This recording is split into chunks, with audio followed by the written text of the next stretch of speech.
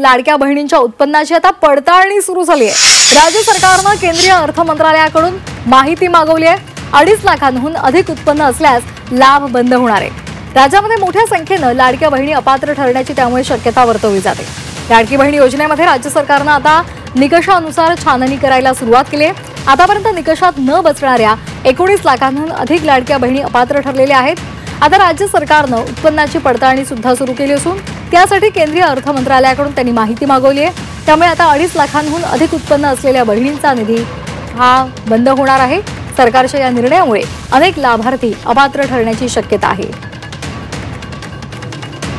ही योजना आणली तेव्हा आमच्याकडे कमी वेळ होता, त्यामुळे आता पडताळणी सुरू असल्याचं अजित पवार यांनी म्हटलेलं आहे।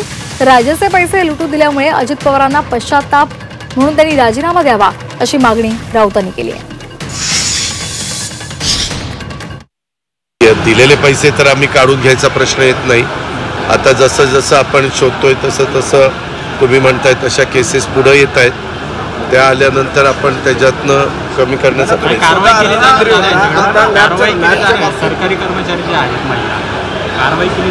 अरे बाबा कशाला आता कारवाई करायला निघतोय तू तर ना? ज्यांना गरज आहे त्यांना पैसे। अरे मान्य आहे ना, चुकलं त्याच्यामध्ये, आता त्यांनी नको होतं करायला।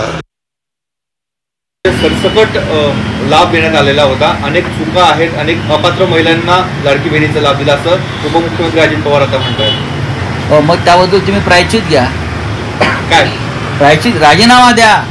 अर्थ खात्यातून हा घोटाळा झालेला आहे। पैसे कोणी दिले? या राज्याचे पैसे लुटले कोणी?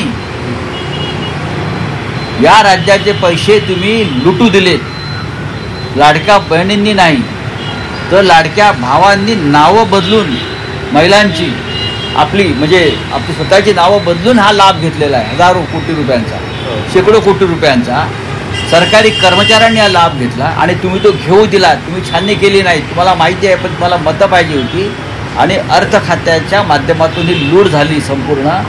याचं प्रायश्चित कोणी घेतला पाहिजे? हे काय सांगताय?